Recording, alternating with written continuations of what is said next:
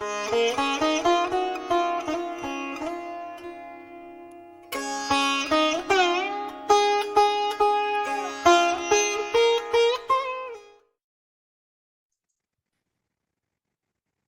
right, and welcome back to White Lotus of Light interview series, part 2 with Paul Tisdell. And if you haven't watched it already, I highly recommend part 1. It was absolutely incredible. Paul was just dropping knowledge in carpet bombing like fashion. Just an absolutely superb part 1, and everyone really ought to watch it. We might hit some similar themes here, and but part 2 will definitely stand on its own, but I really recommend you check that out. Paul Tisdell is has entered the Qabbalah. He is a Taoist. He is a mystic of a variety of mystical systems and just has a lot of tremendous knowledge. And go watch part 1 if you want to get more of a taste. It was fantastic. I'm just going to jump right into it here, but I'm going to take a quick pause to say, please hit like and subscribe, help the channel grow so I can continue to give a platform to tremendous mystical pathfinders, as I like to call them, like Paul Tisdell and so many others. Yeah, just if you take the moment to hit that like and subscribe button, it just makes a huge difference to me and my ability to really make sure that these incredible voices get out there and spread throughout the world. And I won't mention it anymore, but I just wanted to say it one time here at the beginning of part 2 here. So Paul, wow, part 1, boy, it's that's a tough act to follow, but we'll do our best here. We kind of ended the last show and you were talking about, among other things, the way that fear can actually really bring people into the present moment. And I can't help but think that, you know, right now, probably if I had to talk about a single emotion that seems to dominate consciousness on Earth right now, it really is fear. And I mean, that's being done pretty obviously for social engineering reasons of these people who are, as I said in part 1, are trying to have machinations to wherein they kind of seem to want to freeze humanity at a certain stage of spiritual development, which I have come to learn through just gnosis of my own, that the Kali Yuga creates the seed germ for the spiritual expression that'll come through in the later yugas, and that the pressures and the just density of the Kali Yuga and the way that it forces spiritual evolution really lays the groundwork for what's coming. And then I would add that on top of that, we're looking at a situation where, like you mentioned in part 1, talking about the Tower card quite a lot, and the Tower card in 9/11, and of course, even more creepy or amazing, depending on how you want to look at it.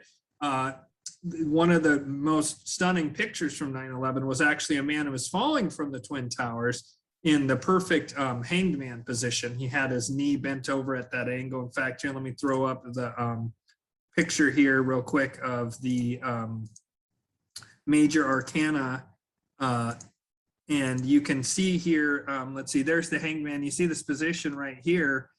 He's right in the center. That's handy. There's a man falling from the World Trade Center, who, it's one of the most famous images of it. And let's see if I can find it. And of course I can't. Man falling. Can't find it now that I want it. Let's see. There it is. Like, look at that. Look at that. It's wild. Yep. It's the hanged man, just 100%.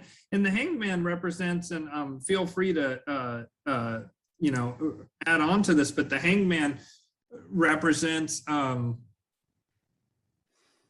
sort of what we're talking about, this dark night of the soul, this, you're having to like sort of sacrifice everything, and your world gets literally turned upside down as you're progressing spiritually. And the hanged man, among other things, represents the potential for enlightenment. And so can you talk a bit about what I just said about like how there's fear is really gripping the planet right now, and how on the surface that seems horrible. And if you're stuck in dense materialism, it can seem like this is like, oh, fear is going to lead everyone in this to this VR hell and transhumanist cyborg nightmare that the Davos 300 want.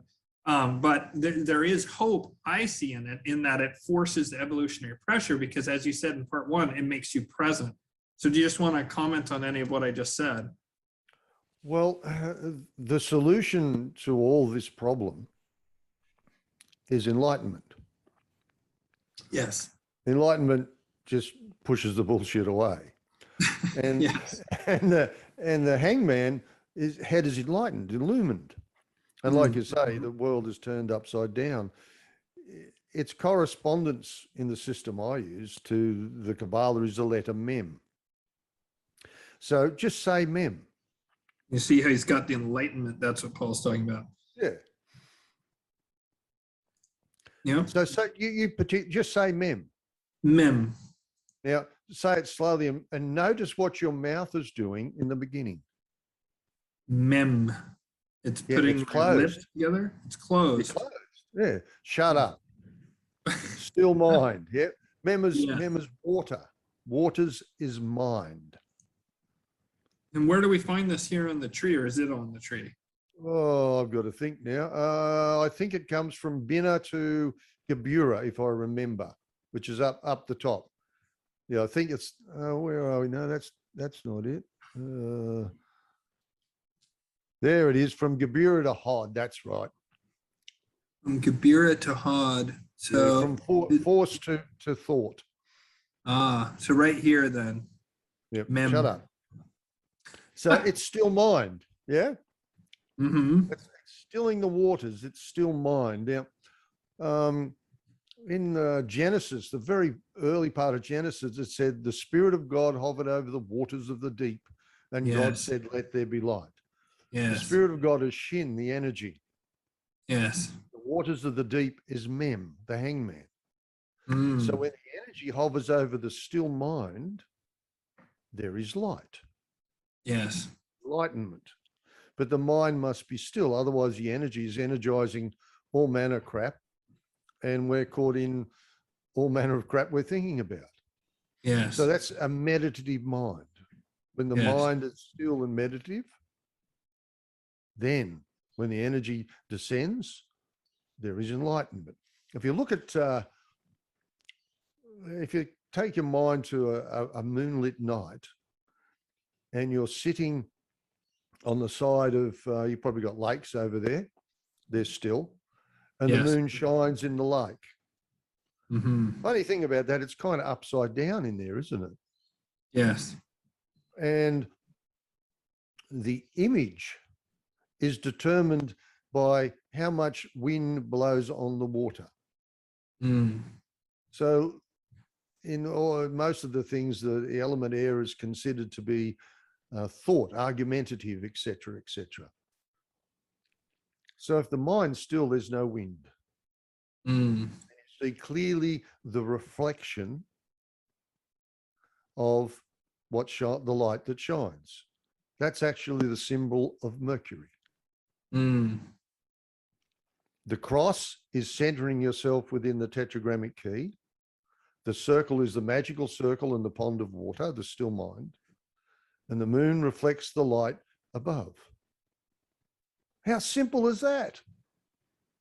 So let's look at the idea of the tetragrammic key.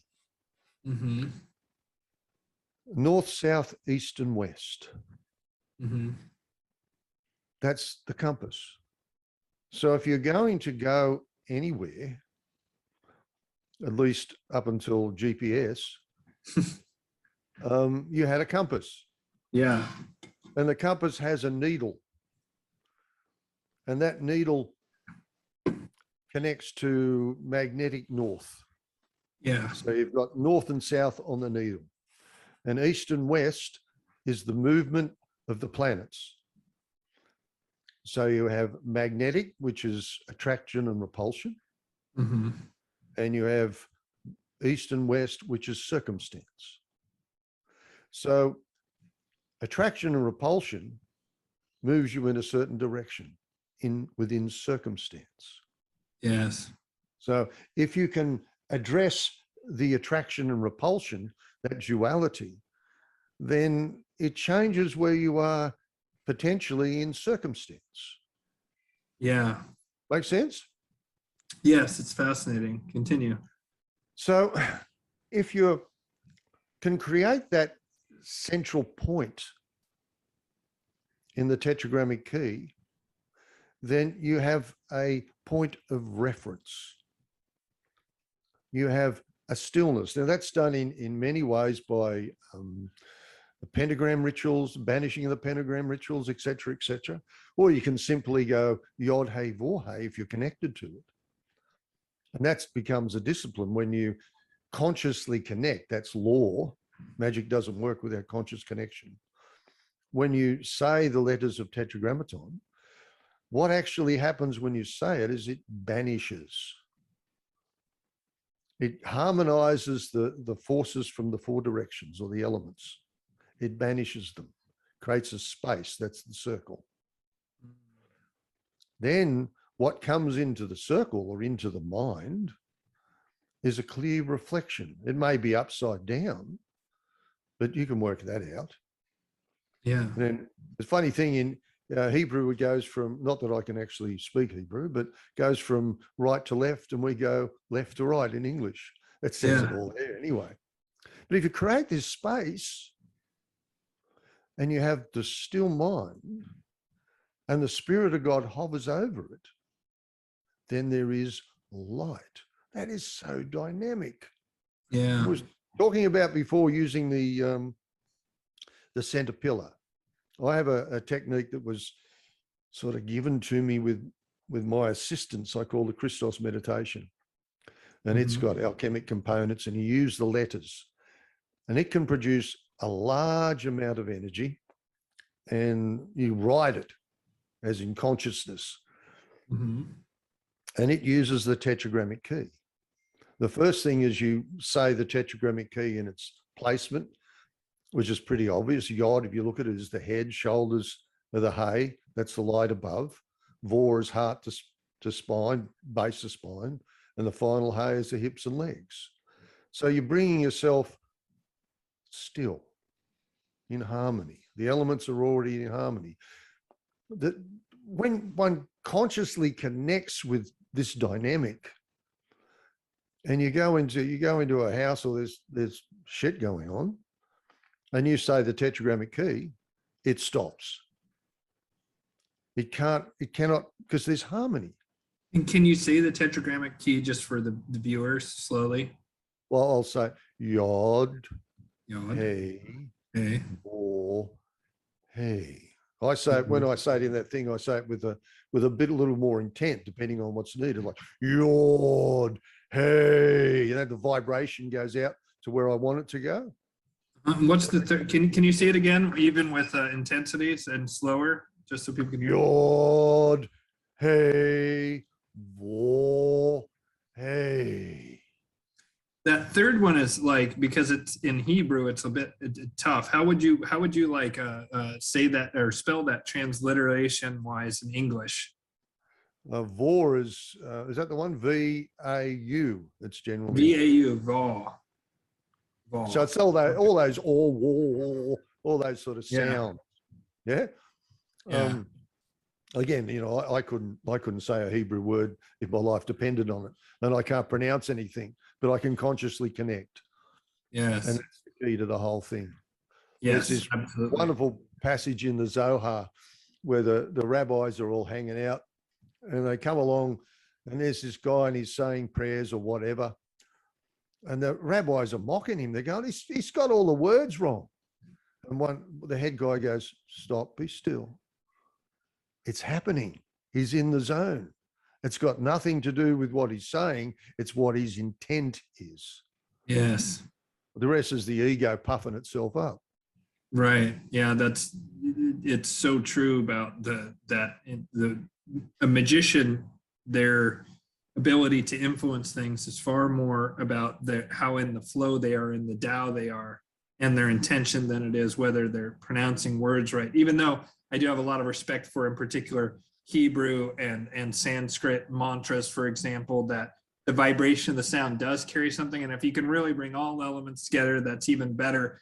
But let's say you nail the pronunciation, but your mind is all scattered and your intent is scattered, then it doesn't matter if you speak flawless Hebrew or Sanskrit or whatever language you're working with.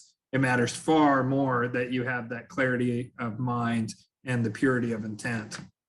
There's this thing in Qabbalah where it's suggested that one has to be 40 years of age to enter it.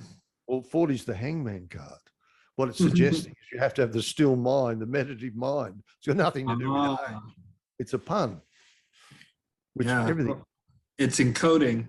I would say it's encoding because we talked about off camera. You talked about how you were working with a system to gate certain aspects of your website, not so much to get some amount of funds other than what you need to keep the lights on, but more so because of another biblical saying, don't throw pearls before swine, that if a student isn't truly ready and dedicated, then it can actually cause problems for the student as well as even the teacher when you're relaying these kinds of things. And I'm not sure what my thought was. I had a reason I said that, but based on what you just said, but it has flown the coop because I guess my mind is a bit scattered at the moment.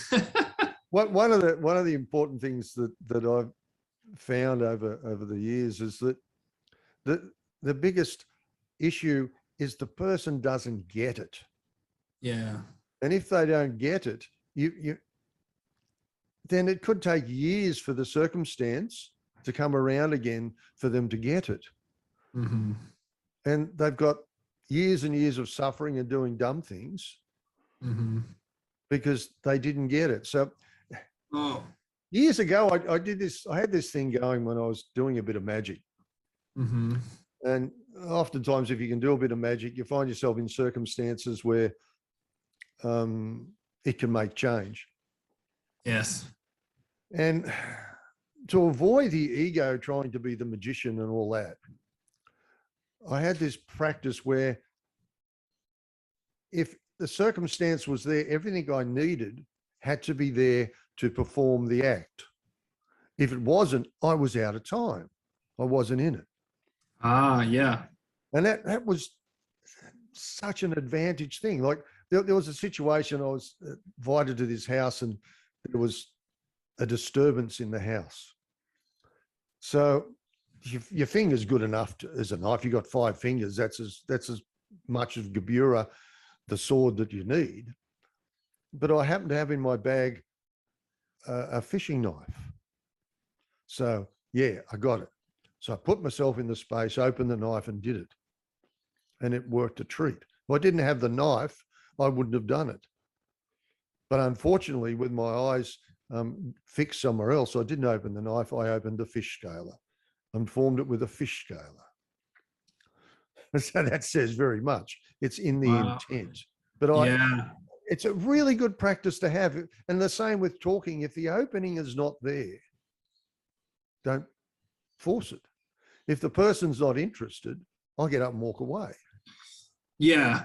And I remembered what I was going to say is that a lot of things are hidden, like you said, that it was a pun, 40 years of age, but it's actually encoded saying hangman 40, therefore having your mind in the right place in order to be able to perform certain magical principles. One of the things that I do a lot of work with the Solomonic magic around theurgic magic, and I was astonished when I discovered this ages ago that the book of Psalms actually are not completely, but much of it is encoded calls to specific angels to assist with certain magical things that angel is their domain. And it's right there, but nobody knows that, and they don't know the order to do it in. They don't know the way that you have to appeal to like the Archangel Raziel, certain other things.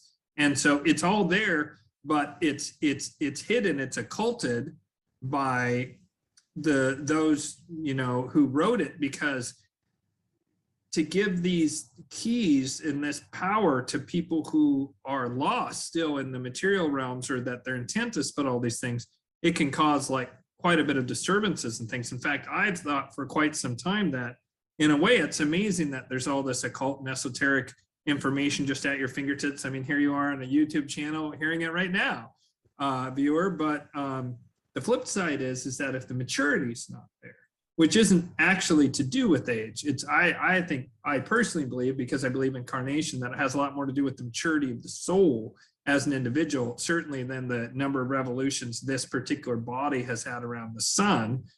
But if that maturity isn't there and you start doing these esoteric practices and so forth, like you said in part one, if you awaken the Kundalini and you're not ready, it can cause Kundalini psychosis or illness if you're lucky, rather than exploding your brain. But I've wondered for quite some time now if some of the extreme chaos and solve, if you will, in the world where things are dissolving and falling apart is because there is all this knowledge out there, and people who aren't ready are making use of it, and they don't even recognize the impact it's having on themselves, let alone their environment. And so I think that there's great wisdom in encoding this stuff. And a lot of people want to make it out of, oh, anything that's hidden or esoteric or occult, it's automatically evil. Because think of the JFK speech where he said secrecy is repugnant. Well, yeah, but also, do you really want to have a gun cabinet with an AK-47 in it that's fully loaded and just be like, go ahead, toddler, get in there and just open up with the AK-47. What could go wrong? No, you want to have a key to that gun case and lock it, because if the maturity is not there to use the tool, and the tool is powerful, then you can have just incredible negative consequences to it that are far beyond, what the casual practitioner might realize.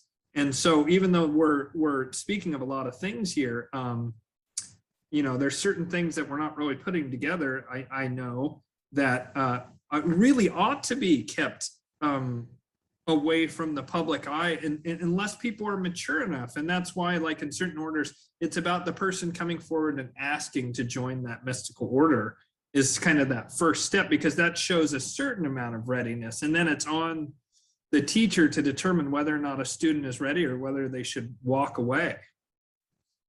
With the initiatic process I went through, it wasn't an order as such. Right. It was ordered, very ordered, but it wasn't like I belonged to a group. Right, and that's not necessary. It works for some people. But at each stage, there was a trial, and the trial was by fire. And I had to confront my own stuff, my own impurity, and work my way through it. Yeah. There's a thing, you may have seen it, that esoterically, that when the Hebrew letters appear, they always appear in fire. With fire around them, like they're all got yod, which is the archetype of a flame. And that fire is a purity, it purifies. So you play with fire, you get burnt. That's that simple. Yeah. The biggest danger I see with people getting involved in esoterics or magic as such without developing the impurity is it doesn't work. And if it doesn't work, then they lose interest and cut it off and go somewhere else. If someone uses it poorly, it comes back. It does. Comes back, and it comes back obviously. Yeah. Something I learned years ago, I was where I used to live up on the north coast of a place called Byron Bay. I live on the south coast now. I got busy, and we were having trouble with property developers coming in and doing what property developers do. They destroy beautiful environments. And I was perplexed at how come these guys do all this terrible stuff and there's no obvious karma. And the answer was because they are so far removed from their soul that it may take lifetimes for the reaction from their action to come. It's grace when you get slapped in the face straight away. Wow. Yeah. Wow. That's really deep. I hope your viewers caught that, what Paul just said, that it's actually grace when you get slapped back. by this sort of thing when you make some kind of mistake, because it's an immediate lesson that's much easier to learn from. Whereas when karma you're carrying over from past lives that perhaps are distant past lives, you know, maybe you had a life as a warlock or something like that that's coming back to haunt you now, you might, unless you have the mystical ability to see your past lives, it can just be baffling, and it seems like I'm getting punished for no reason. And then you get into that punishment reward mentality around karma, as opposed to seeing it as a corrective, like, no, you need to get back on the path, rather than I'm being punished and tortured and I'm cursed and all this kind of stuff, you know, which I think is sometimes is true to a certain degree from a certain point of view, but it's also very limiting and disempowering. Whereas if you see it as like, okay, this is a urging to take corrective action for my soul's journey, then it has a completely different flavor to it. It becomes workable. It becomes workable, yeah, but that's a great way of putting it. Yeah, exactly. There's a process in alchemy, making the salt again, where sometimes it just doesn't burn as much as you'd like, and no matter how hard you burn it, there's still particles in it. So it has to go to a water bath, where it's in the water, and you evaporate the water and you gather what's left, and you burn it again, and then you go until there's nothing left. Each time it goes to the water, that's a birth. And it's removing the impurities. And you don't know whether the impurities are actually removed by the water until they're burnt again by the soul or by life. That's reincarnation. A simple process of making a herbal tincture, what it has to offer. Wow, yeah. It's amazing that, and I mean, and many things that we've discussed in both of these part 1 and part 2 really also come into that hermetic principle of as above, so below, that you are pointing out that you can look at this process of the alchemical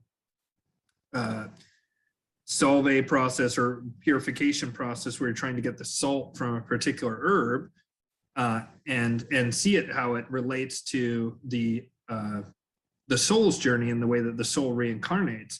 And it's really amazing when you start to look at the sort of fractal nature of the universe, to put it into more modern scientific terms, the way that everything has within it this holographic aspect, this, you can see the way that it can relate to something else. And I mean, you can be driven mad by that, or you can see the wisdom in that, and you can glean the kind of lessons that you just pointed out, to where something that just seems like a process that you're just doing, a mechanical process, has a corollary to another sort of mechanical process of the unfoldment of spiritual laws, and namely the law of karma and reincarnation. And so that's a brilliant, and metaphor is not even the right word I'm looking for. That's just a brilliant insight that you have there. Thank you. Yeah. Herbs, and I have a bit of a passion for herbs, although I use more homeopathy these days, but the hermetic principle has that herbs are ruled by the planets and the organs are ruled by the planets. So if you get the right herb of the planet, then it will affect the organ. And there's 3 basic laws. There's symbolism, which is homeopathy, opposium, and harmony. And these are the 3 pillars of the tree of life. And you can see it in nature all the time. Like Mars is on the, as you look at it, the left-hand pillar, and Jupiter is on opposite on the right-hand pillar. And Mars is ruled by, or nettle rules Mars, you know, or Mars rules nettle rather. You know, nettle, you assume you have them over there, you get stones. Oh, yes. Oh yeah. Well, wherever the nettle is, if you look around, you'll find the dock plant growing. And dock is ruled by Jupiter. And you take the juice from dock, put it on the nettle sting, gonskis, it's over. And that's throughout nature everywhere. So, and the same with us. If we're overly Martian, if we're really angry and have a tendency to do forceful things, then to bring balance, we go to Hesed, over to Jupiter, which is expansive, benevolent. And you create this psychological harmony. And it's so simple. You don't need to go off to the psychiatrist and get drug fucked with whatever drugs they give people for that. You Right. just look at the tree and apply it.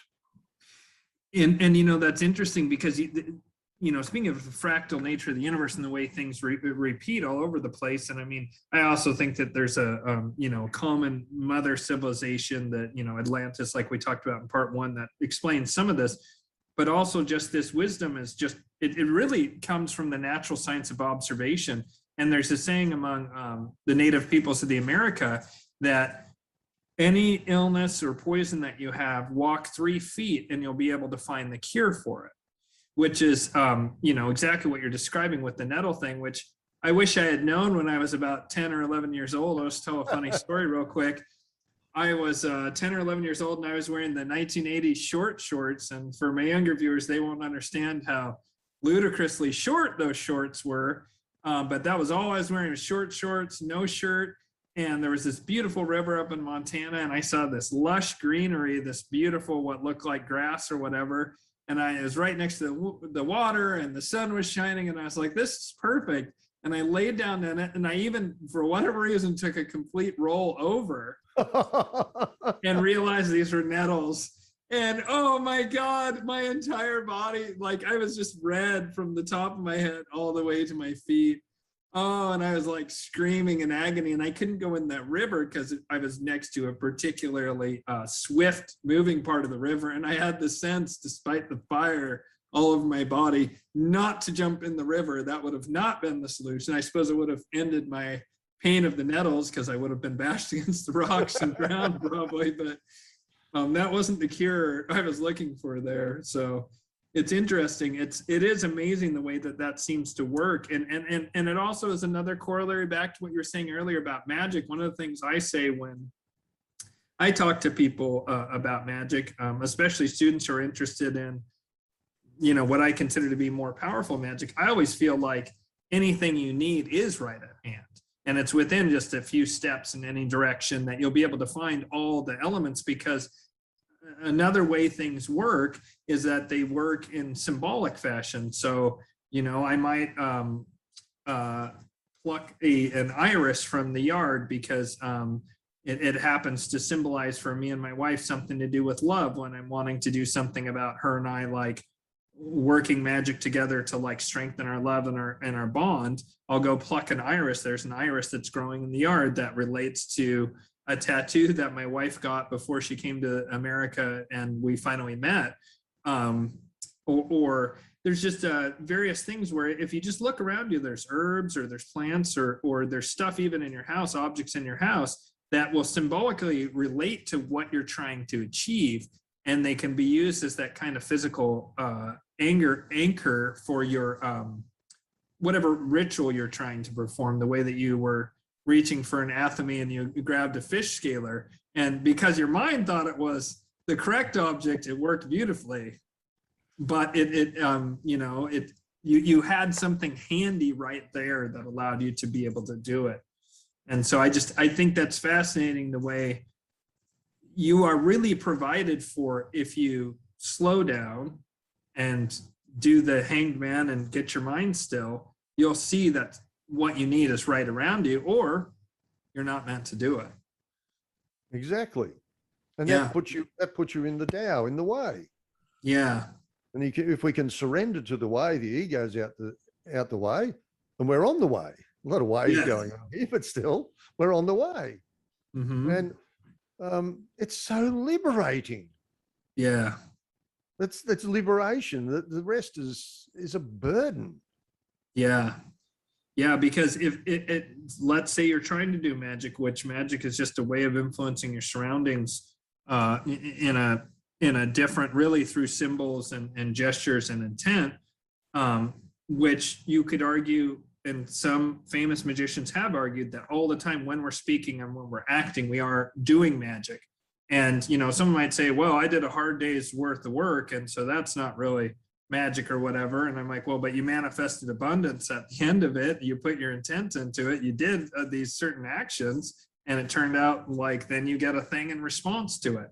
So everything can be looked at through that lens. It's just about how you're looking through it. And so therefore, if you can't through effort change what's occurring around you, Well, that's because you're meant to experience it. And it's all law. You know, when you perform some magical act, what you're trying to implement is really a law. When you throw a stone, law brings it to the ground, gravity. Yes. Yeah. And homeopathy works on symbolism. That's law. Herbs work on symbolism, opposium, etc. It's law. We enact law. So if we can, the whole thing is to enact the law, and then you do nothing. It does it. That's the way to go. This other way we live is stupid. Yeah. And it's interesting you should mention that, because I want to bring it back to something we were talking about earlier, and just to bring it back to viewers who are probably struggling with fear right now, given the political environment and all the wholesale changes that are going on. One thing to keep in mind, and one of the things that helps me keep the faith, that I sometimes refer to this period of time as the Great Bottleneck, the changing of the ages. I won't say some of the other names I have for this time, but it's definitely a difficult and challenging time that I believe is the pressure that we're all feeling is to cause a spiritual evolutionary response and impulse. And I believe that those who are unable to adapt and change and have that spiritual response are going to have a very hard time moving forward into this next stage and getting through that bottleneck that's being created. However, the flip side of that is, and that might make some people very alert because now they're fearful. Well, don't be afraid, because if you're even listening to this and hearing this, then you have the free will. It's a free will universe to make that choice, to have that spiritual response, to go within, to deal with your shadow, to work through those impurities in the form of ways that you're missing things. And you really can take it into your own hands. And natural law dictates that as Kali Yuga is coming to a close, these magicians and, a lot of them are also atheists who are at a tier below the kind of the concierges, the name billionaires, the bankers, people like that, who many of them are hidden occultists. They won't say it publicly, but many of them understand these principles we're talking about. But their ego is in control and they're opposing natural law. So as Kali Yuga winds down, their abilities are going to diminish because they were granted these abilities to fulfill a specific purpose. And that was to teach humanity lessons about the dead materialism, dead scientific materialism, and the fear of death, which goes with that. Because if you believe that everything's just dead materialism, then you, of course, aren't going to believe in reincarnation. You're not going to believe in anything spiritual. And so then death is terrifying. That ultimate alchemy of death is the most terrifying thing imaginable. Conversely, when you start to have this spiritual impulse move through you and open up, you begin to no longer fear death. And when you begin to no longer fear death, then you become more present in the moment. And as you're in that moment, that's when you can pick up that magician's wand and change your circumstances. And you're going to be operating in natural law, whereas these people who are trying to freeze humanity in a certain specific state, and you'll notice that a certain thing that a lot of people are getting has to be held at an extremely low temperature. And I don't think that's an accident. I think that that's a symbolic metaphor for what's being attempted to happen with human consciousness, is it's attempting to be frozen at a certain state. But that's going against natural law. So while there is this, very terrifying thing happening, and in fact, this leads me to a question I've been wanting to ask you, there is an opportunity here to move in a different direction, and that can happen on the individual level. And as more individuals do that, it'll happen on the macro level. I want to ask you a question. There's a number of different prophecies and traditions, and this has become somewhat popular in various new age, whatever circles, but this idea of the bifurcation of timelines, that some people are moving in harmony with natural law and therefore are going to ascend and so forth. But because it's a free will universe, some people might be moving in the direction of fear and this dense materialism and desiring to go even more dense. There are, I had a guest on where I wasn't able to, for a variety of reasons. I might be able to salvage it yet, put that interview up. And he had a theory that what's actually happening is that humanity is at a stage of development of that we're all kind of at Malkuth right now. Like the planet itself is at Malkuth. And that for those who are going in harmony with natural law, they're choosing to go up the Kabbalistic tree of life. However, what a lot of people don't know is that there's a reflection of the tree of life that's called the Kulatoth. And that is this much denser, more awful, and it has names of demons and all the stuff associated with it. And this particular guest's belief was, and he had attained this through some kind of gnosis, was that some souls are choosing to go downward through the Kulafothic tree of death rather than upward through the tree of life. And that when you're at Kali Yuga, you're in Malkuth. And that when you move out of Kali Yuga, you go up or you go down, depending on what your soul's destiny is. So there's also Native Americans talking about that it splits. There's a bunch of different theories out there on this idea of a bifurcation of timelines. And do you put any weight into that? And if so, how do you think that would manifest? Like, do you think it would manifest in a material sense, or is it just the way more and more when you talk to some people, it's like it's just bouncing off their head? It's like they don't hear you. It's like they almost don't see you. You know, like is it that some people are going to end up in this VR zombified state, or is it going to be something to where it's like certain beings vibrate at a different level of humans, and that eventually those humans who are making that fear choice will vibrate at a different level from the people who are moving upwards? So I realize that's a lot that was a hell of a long question, but I'm curious what your thoughts are on anything I said there. Let me start off at the start. Please, yes. The worst they can do to us is kill us. Right. If you're attached to the ego, right, and you believe you're this creature, you believe you are, I'm a doctor, I'm a policeman, I'm a mother, or whatever, then that's going to die. How sad. Yep.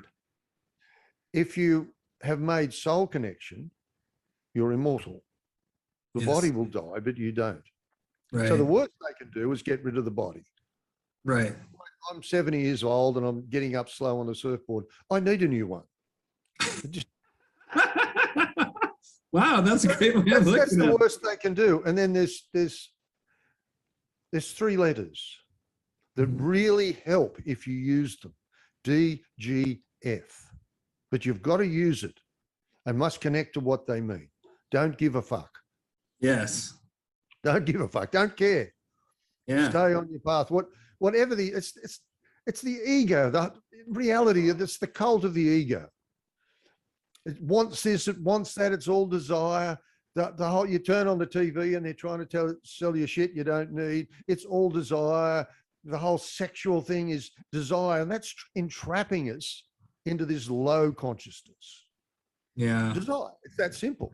So if you move beyond the ego, which the spiritual work does, yes, then the desire weakens. Mm. When the desire weakens, the soul comes in. When the darkness, in the darkest dark is when the light is its greatest. That's why you have a black cover over the altar. So the objects become really obvious. So and Binah is black. Saturn's black, dark, death. Understanding is the light that appears in that dark death. We don't understand anything. When the ego's attached to I don't understand or any other ridiculous belief it attaches to, you understand nothing.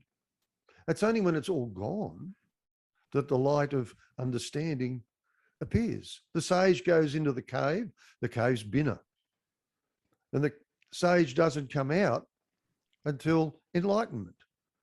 Christ spent 3 days in the cave. Binah is 3 in a cave. Hello, here we are. It's in that space where all that other stuff is gone, that the light of understanding will appear. Now, what is it going to take for the mass to grasp that one thing? How much suffering do they have to put themselves in until they realize I'm suffering because of X.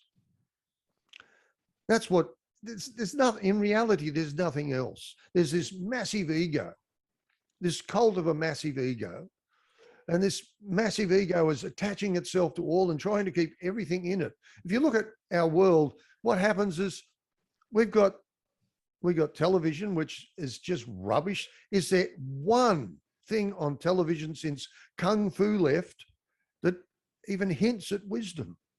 There's nothing. You turn on to some stations here in Australia on Sunday and you get people singing the most gross songs called hymns in church.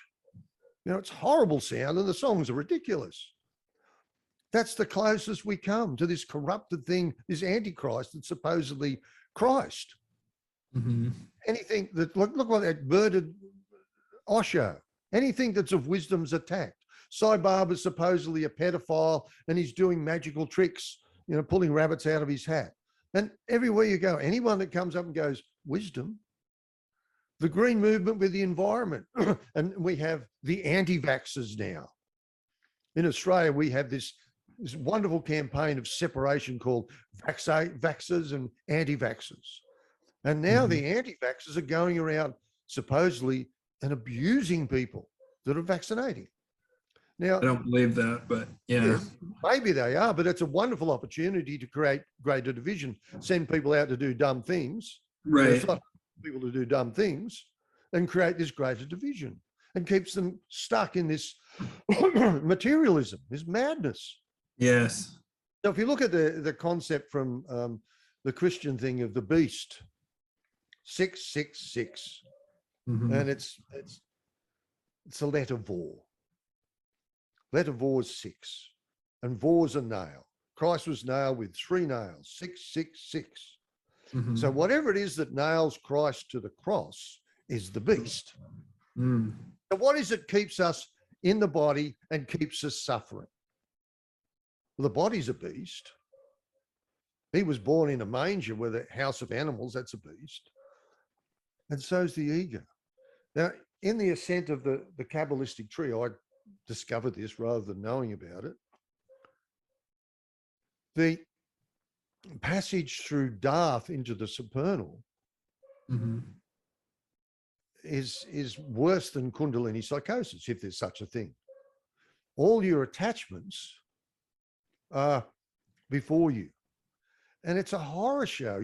Your mind just gets ripped apart because we're attached to even the belief that I am what I supposedly think I am before you get to the supernal. If you can let that go, then you reach supernal bliss. Then you've got to recover, even have the willingness to come back to the body. Darth is where Crowley said is the beast, the portal of the beast, and rightly so. And he called the beast Choronzon Sigal, which has both names have the value of 333, which is 666.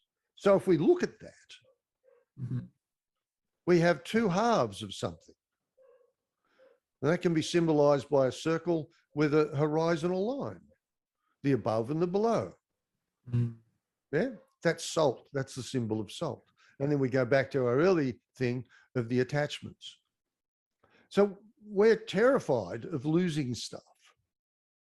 We're terrified of losing our life, losing our car, losing our job, losing our genitals. You know, it's just madness. If we're dead, we've lost it. So if we live as if we're dead, we're free. If we live as if we're dead, we're in Saturn. Saturn rules karma. Saturn rules life and death. Saturn is the cave, the still mind, Binah. It's enlightenment. So I practice. Yeah, I practice dying regularly. So I get, when it comes, I'll be good at it. But as a practice, just letting go. Everybody has this process where it's a building up all the time. It's evolution. We have to grow and do all this sort of stuff. And in reality, it's bullshit. It's not about letting go. It's not about building up. It's about letting go rather than not about building up. Your true nature is always there. It's never not there. Yeah? Yeah. So you don't have to create it. You just have to let go until you fall into it. Yeah. Wow. So we Yes. fell, and the Bible tells us we fell into the body. And the tarot card, there's one card that shows an obvious fall besides the tower, is the fool. He's about to take this step. He's going to fall. There's no way else you can go off that mountaintop of wisdom, Hochmer's wisdom, the mountaintop. So the fool takes this step. Now, if you look at the fool's Aleph, the first letter, the life-death principle, in, out, breath. Look at the letter, and there's a line, a yod above and a yod below. Yod's 10. Whoop, little fingers and 10 little toes. Yep. There's your separation. There's your quippaloff on the toes and your heavenly tree above. We are that. We are this image. But the line that separates it, I call the line drawer. And in us, that line drawer is your conscience. And to get to your true conscience, you've got to strip away all the belief and the bullshit. You know, if we're overcome with guilt, then we're responding to guilt, not our conscience. That has to go. When we find our true conscience, we'll always make the right decision karmically. We'll always, because it's innate, it's our true nature. So if we touch that consciousness, the conscience, and make the right decision, we're not above or below, we're in the way, and that's the way of our soul. That's the very essence of our being. The first letter, the very first letter, the foolish card. And he steps from Kether to Hochmer, wisdom, from the light, and it becomes wise. So it's something we really got to look at if we're looking Kabbalistically into our spirituality. Who is this fool? I'm a bloody fool. And he carries a bag, just like the Buddha, you know, he's got this little bag. Yeah. Hasn't got much in it. So I've got this thing with Qabbalah I do, where I can actually move into the English language, but not the English Qabbalah. It's really simple. It's how things sound. Mm-hmm. Qabbalah, the 22 letters are considered to be the 22 original sounds. So if I look at bag, it's Bayeth, Aleph, Gimel. B-A-J really creates the sound. Mm-hmm. Bayeth is a house. Mm-hmm. Aleph shows as above, so below in the central path.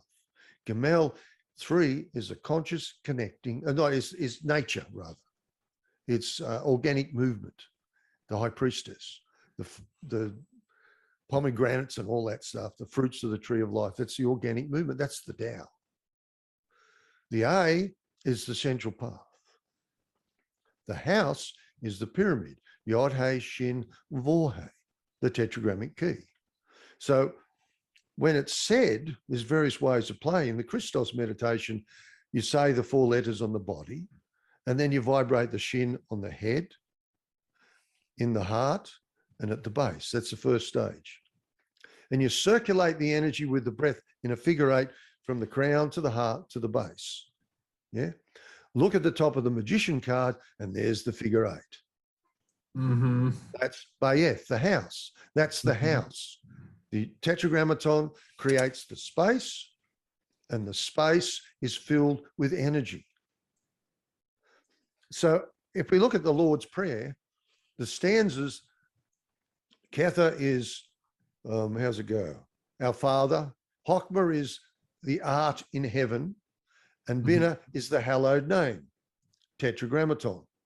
Bina is Saturn. It's the end of the 7 sacred planets. It contains our perceptive reality as we know it. It's the cave. So by saying the hallowed name, we create the space. Yeah. That space will automatically fill with the energy. That is the house.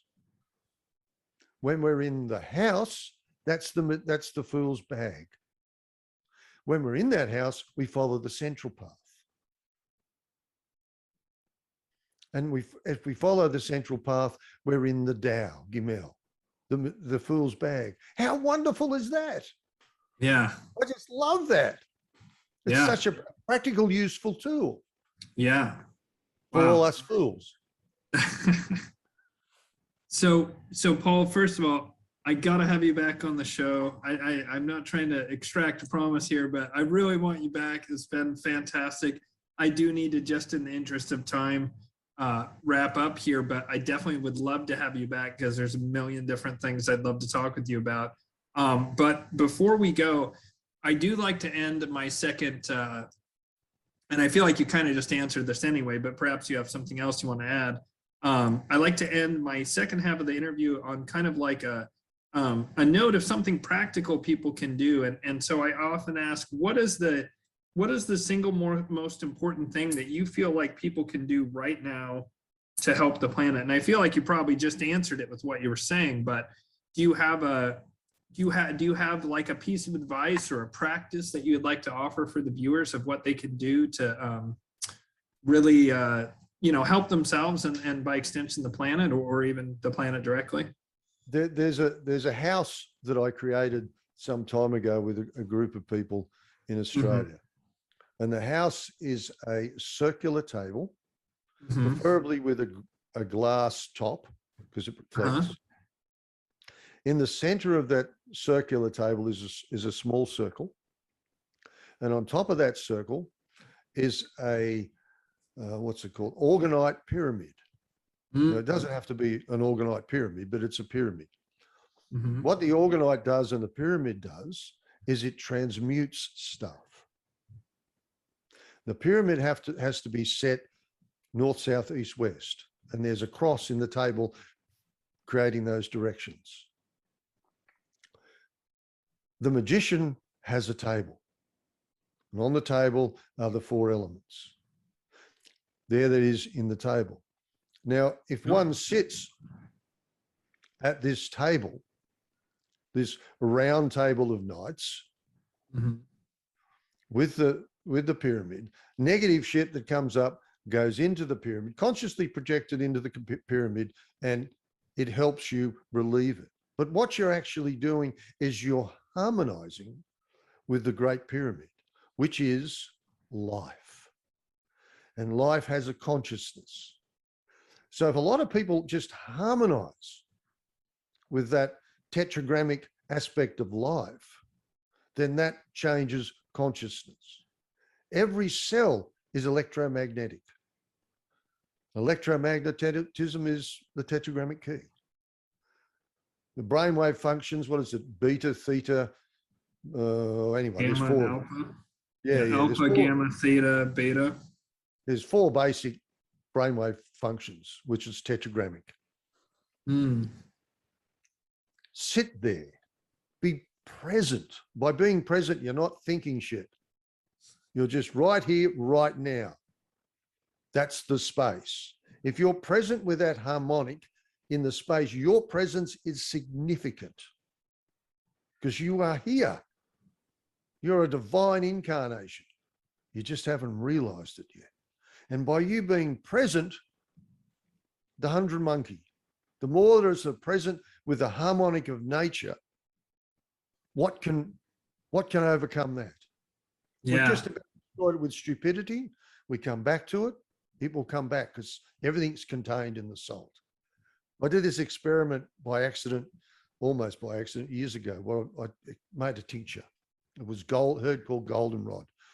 And I made a little box with a light in it and left it on there in a crucible for months.